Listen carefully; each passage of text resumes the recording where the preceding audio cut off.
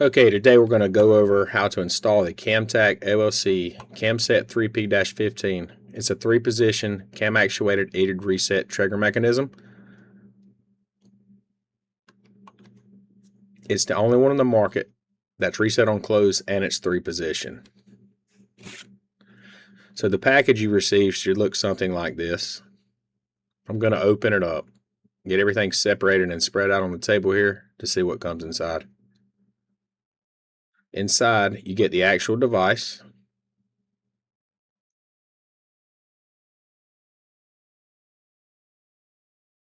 You also get a bag of hardware. Inside the bag of hardware, you should receive a standard selector knob, a selector cylinder, ambidextrous selector knob, and 2 button head screws. The 2 button head screws will come with applied blue thread locker to keep them from backing out after tightening.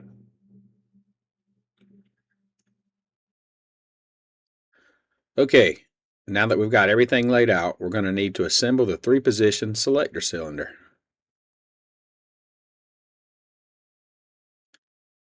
If you're right-handed like I am, you'll notice there's a small radius on the selector cylinder that properly aligns the selector knob during assembly. For right-handed configuration, install the longer cylinder knob on the side of the selector cylinder opposite of the selector detent holes. The selector cylinder only installs in one direction due to its alignment radius. The selector knobs can be configured for either right or left-handed use. I'll be assembling mine in the right-handed configuration. Grab one of the screws and your small Allen wrench. Thread the screw end and tighten it securely. The screws come with blue thread locker pre-applied to help prevent them from loosening during use, so no additional thread locker is required.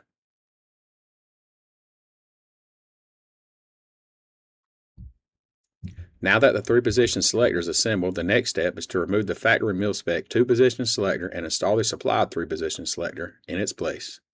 We'll be moving on to that next.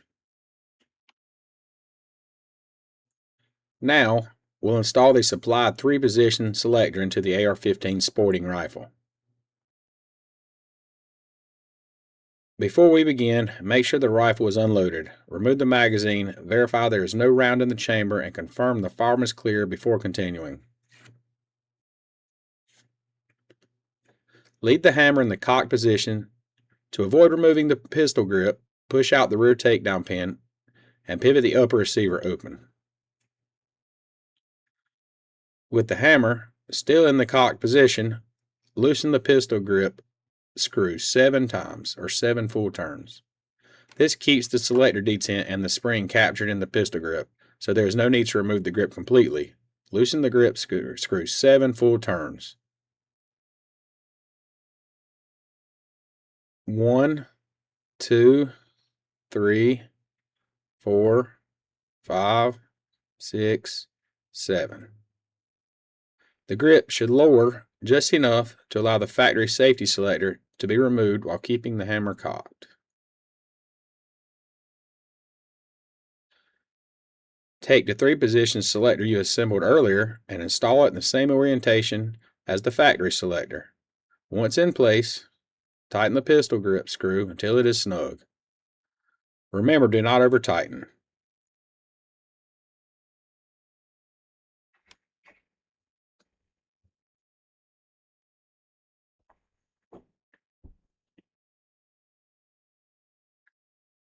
Now we want to actuate the grip safety to make sure everything works in all 3 positions, especially in the safe position. Now that the 3-position selector is installed in the lower receiver, I'll show you how the CamSet3P-15 fits in the lower receiver and interfaces with the upper receiver. The CamSet3P-15 drops into the lower receiver shelf here. As you close the upper receiver, the device straddles the rear upper receiver lug, allowing it to properly interface with both the upper and lower receivers.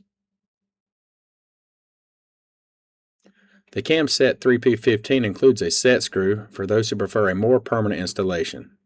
Once the device is properly aligned and the set screw is tightened, It will remain in position until the screw is loosened. We have also found that device functions just as well without using the set screw, so the choice is entirely up to you. For this installation, I'll demonstrate using the set screw.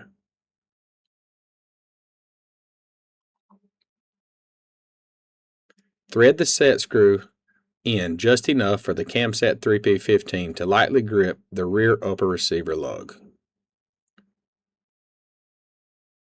Center the device by eye using your fingers and lightly snug the set screw so it stays in place. Do not fully tighten the set screw at this time. Close the upper and lower receivers and push the rear takedown pin fully into place. This aligns the CamSet3P-15 between the upper and lower receivers. Next, open the receivers again and set the screw until the device is secure.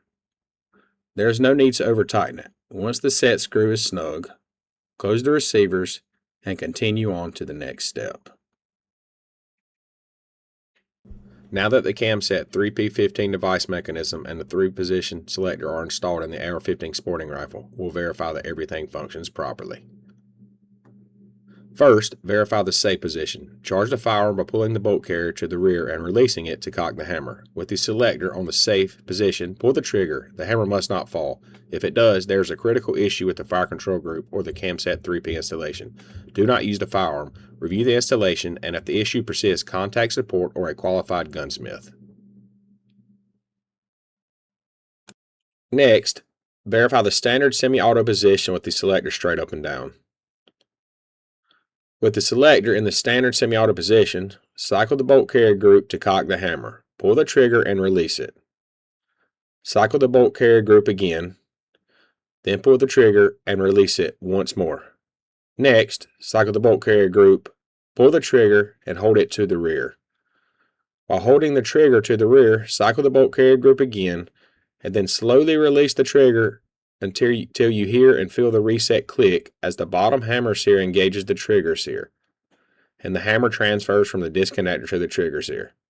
Pull the trigger again and test to verify semi-automatic function. Repeat this process to confirm consistent operation.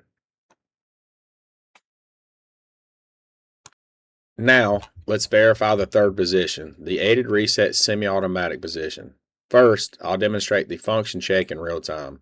Then I'll perform it again in slow motion to show exactly how the aided reset on close mechanism operates and demonstrate the firearm still functions as a semi-automatic.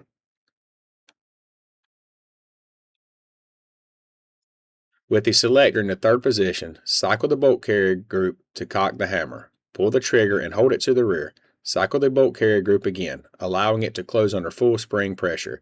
As the bolt carrier group closes into battery, you should feel a slight trigger movement or reset on your trigger finger.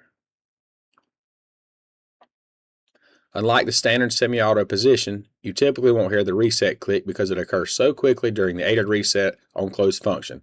Let's do it again. Hold the trigger to the rear, cycle the bolt carrier group, and feel the trigger reset as the bolt closes into battery.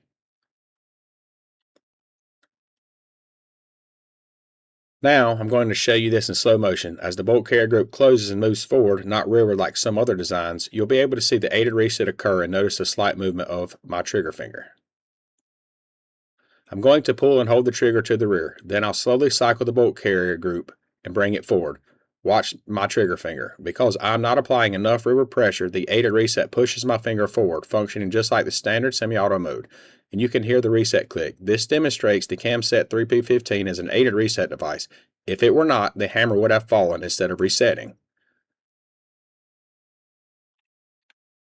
Let's do it one more time. I'll slowly bring the bolt carrier group forward with only slight pressure on the trigger. Watch my trigger finger.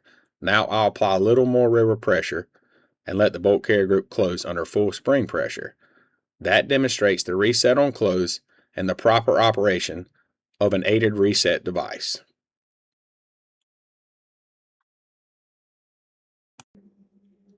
At this point, we've completed the installation and verified proper function of the selector in all 3 positions.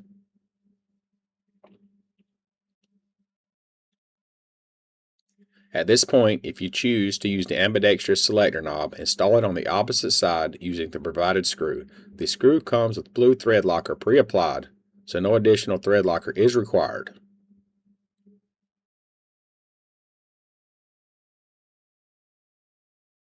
Align the selector knob with the radius on the selector cylinder, then hold it in place while tightening the screw.